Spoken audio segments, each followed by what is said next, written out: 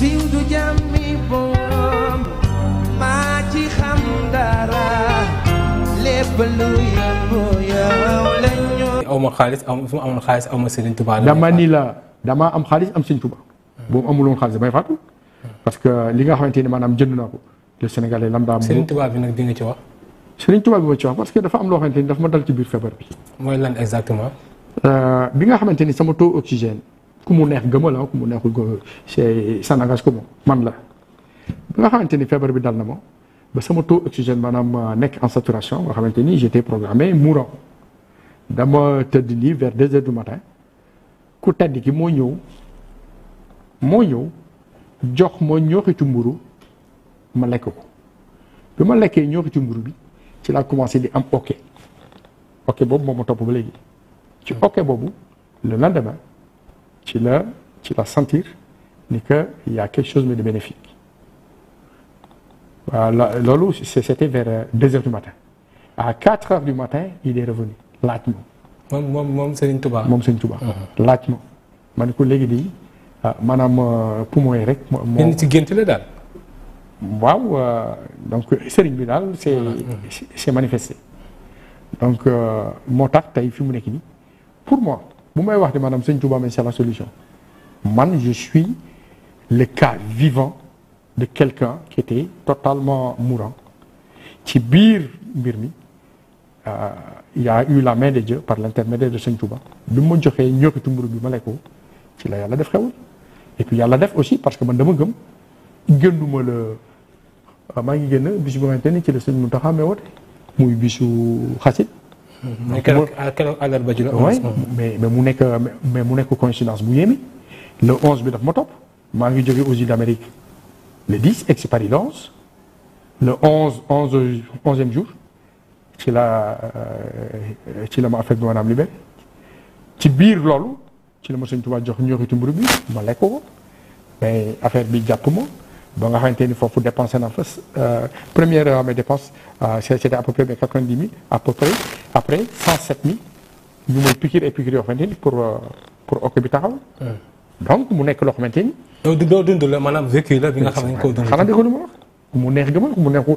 mais man xam naa ni y a la main de Dieu y a la main de Serigne Touba ci li ma wérloo ça je le sais donc mu nekk loo xamante ni dama ko dund personnellement et dafa am dimension yoo xamante ni c'est pas cartésien donc dund yow kese man dund naa ko te amul dara lu ma jaral maanaam ci àdduna ma wax lu dul loolu surtout nag loo xamante ni Serigne Touba la Xaadimu Rasuul donc fi mu nekk nii j'ai eu la baraka j'ai eu la chance de Dieu.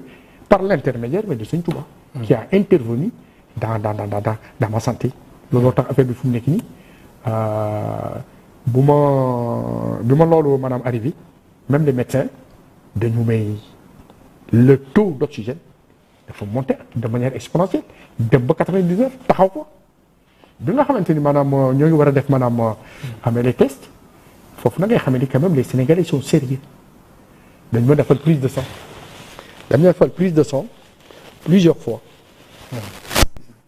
suma yaram bi dañu defal prise de sang plusieurs fois 3 fois prise de sang jël suma bakkat def ci maanaam coton yi ba médecin bi doon def kii maanaam affaire bi daf ma gaañ.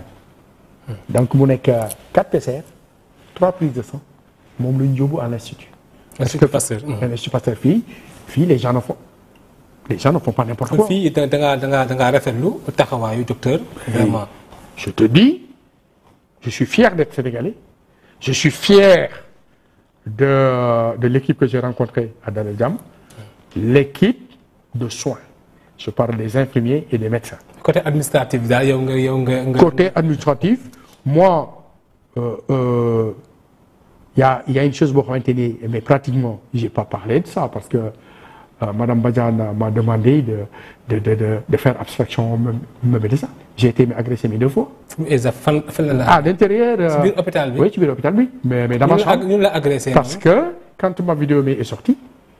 sa vidéo bi nga defoon. Ouais, la vidéo. Donc il y a un chauffeur de l'hôpital qui est venu me faire la fête dans ma chambre malade. 2 fois. loolu est-ce que mën nga si ñëw noonu la demee exactement li ngay wax. Cela veut dire que mais apparemment il voulait mais coûte que coûte me reprocher que je ne devais pas faire la vidéo. Un chauffeur qui a fait irruption à 2 reprises dans ma chambre, me menaçant jusqu'à toucher le cathéter où j'avais du sang.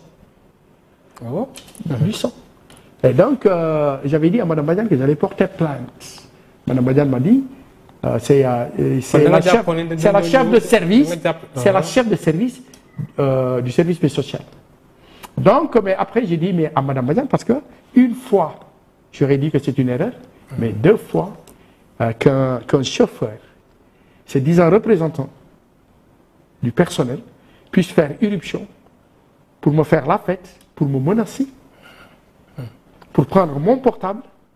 kon da nga jàpp ni loolu dañ la bëggoon xoxatal rek ngir vidéo yooyu ngay doon génne ba nga nekkee ci biir hôpital bi. Oui, mais et de manière mais violente.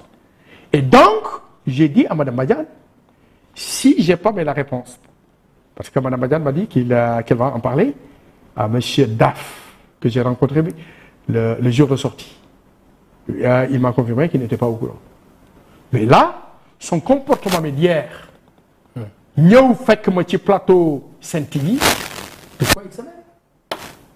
Il est directeur d'un hôpital, gestion administrative, mais les soins, ça ne le concerne pas.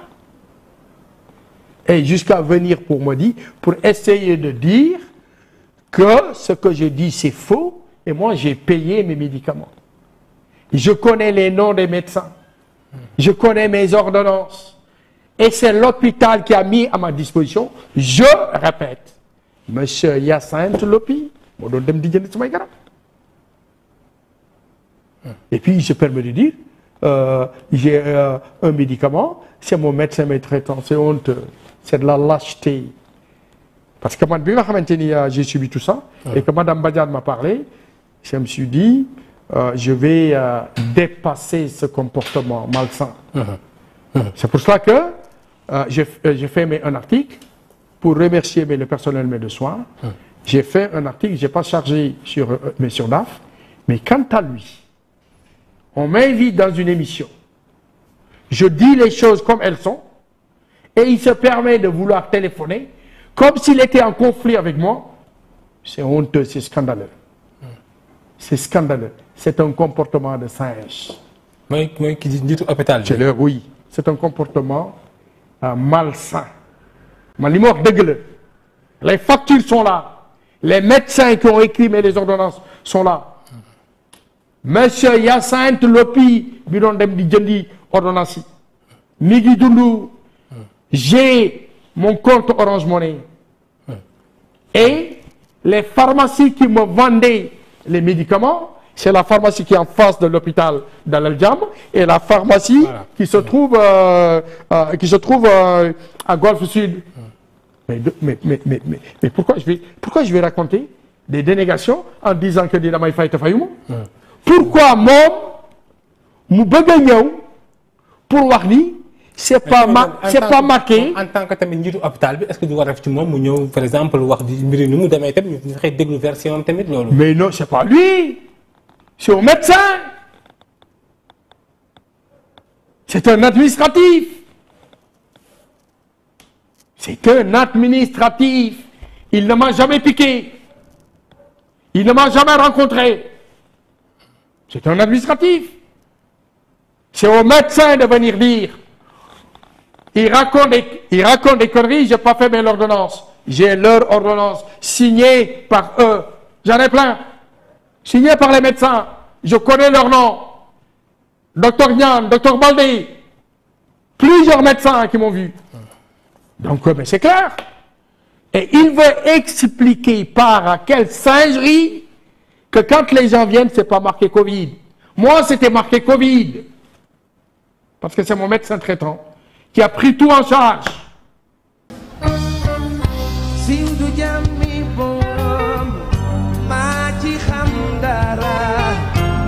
Belum